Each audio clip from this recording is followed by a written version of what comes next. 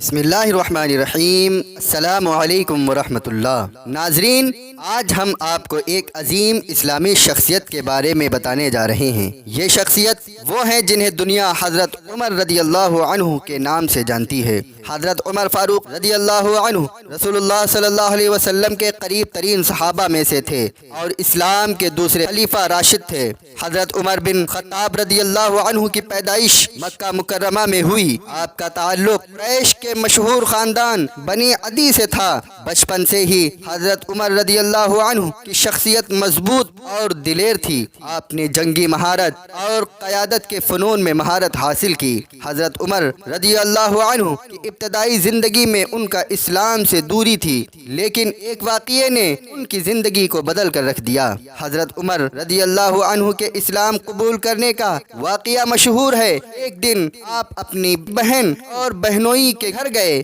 جہاں قرآن پاک کی تلاوت ہو رہی تھی۔ آپ نے قرآن کی تلاوت سنی اور دل میں ایک نرمی محسوس کی۔ پھر آپ نے رسول اللہ صلی اللہ علیہ وسلم کے پاس جا کر اسلام قبول کیا۔ حضرت عمر رضی اللہ عنہ کا اسلام قبول کرنا مسلمانوں کے لیے ایک بڑی فتح تھی۔ اس سے اسلام کی طاقت میں اضافہ ہوا اور مسلمانوں کا حوصلہ بلند ہوا۔ حضرت ابو بکر صدیق رضی اللہ عنہ کی وفات کے بعد حضرت عمر رضی اللہ عنہ کو خلیفہ مقرر کیا گیا۔ خلافت سنبھالتے ہی حضرت عمر رضی اللہ عنہ نے اسلامی ریاست کی توثیق اور عدل و انصاف کے قیام پر خصوص توجہ دی۔ حضرت عمر رضی اللہ عنہ نے اسلامی عدلیہ کے نظام کو منظم کیا۔ آپ نے قاضیوں کی تقرری کی اور انصاف کی فراہمی کو یقینی بنایا۔ آپ نے کہا کہ اگر ایک کتا بھی فرات کے کنارے بھوکا مر گیا تو اس کا ذمہ دار عمر ہوگا۔ اس سے ان کی عدل پسندی کا اندازہ لگایا جا سکتا ہے۔ حضرت عمر رضی اللہ عنہ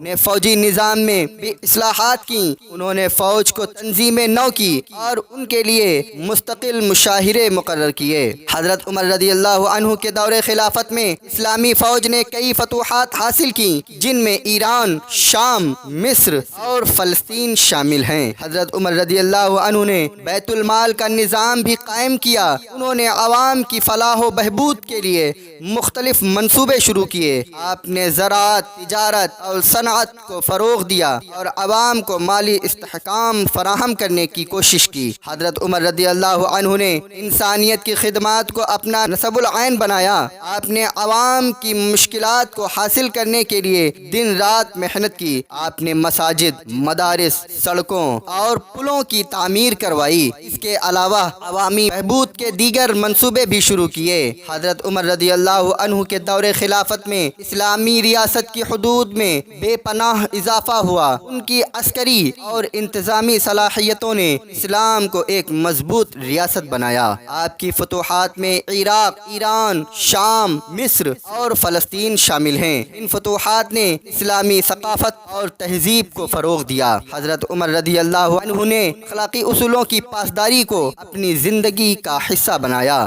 آپ نے اپنے طرز عمل سے لوگوں کو اخلاقیات کی تعلیم دی۔ آپ نے کہا کہ لوگوں کے حقوق کی حفاظت کرو، کیونکہ حقوق کی حفاظت میں ہی ریاست کی بقا ہے۔ حضرت عمر رضی اللہ عنہ کی وفات کا بھی ایک اہم واقعہ ہے۔ ایک مجوسی غلام نے آپ پر حملہ کیا جس سے آپ شدید زخمی ہو گئے۔ زخموں کی تاب نہ لاتے ہوئے حضرت عمر رضی اللہ عنہ کا انتقال ہو گیا۔ ان کی وفات پر مسلمانوں نے بے پناہ غم اور افسوس کا اظہار کیا۔ ناظرین، حضرت عمر رضی اللہ عنہ کی زندگی ہمیں عدل و انصاف، بہادری اور انسانیت کی خدمت کی تعلیم دیتی ہے۔ آج بھی ان کی شخصیت اور خدمات ہمارے لیے مشعل راہ ہیں۔ امید ہے آپ کو یہ ویڈیو پسند آئی ہوگی۔ مزید معلوماتی ویڈیوز کے لیے ہمارے چینل کو سبسکرائب کریں۔